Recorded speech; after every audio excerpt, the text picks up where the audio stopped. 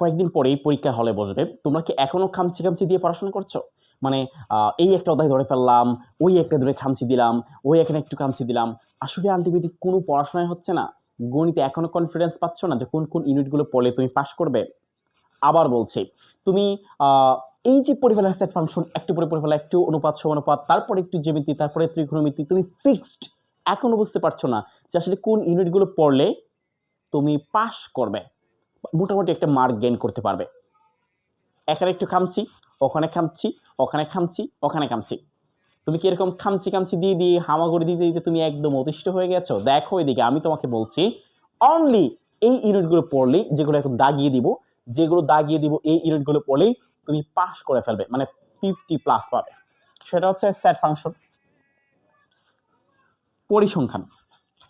Set function থেকে তুমি এখানে মিনিমাম 14 মার্ক কমন পাবে। কত মার্ক? 14 মার্ক।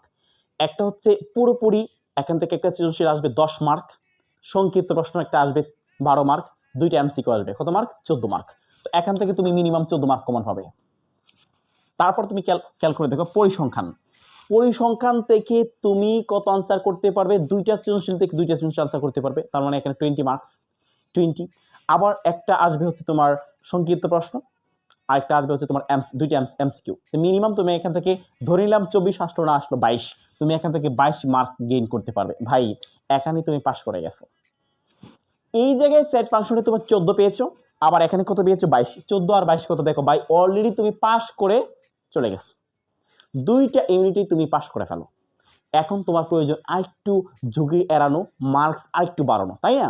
এরপরে তুমি পড়বে হচ্ছে এই পাশের ব্যবহারিক জ্যামিতি। ভাই খুব কম জ্যামিতির এইবার ষষ্ঠ অধ্যায় বাদ দিয়ে দিছে, মানে হচ্ছে তুমি একদম খুব আশাবাদী আশাবাদী নিশ্চিত থাকতে পারো তো এখান থেকে তুমি একটা আনসার করতে পারবেই।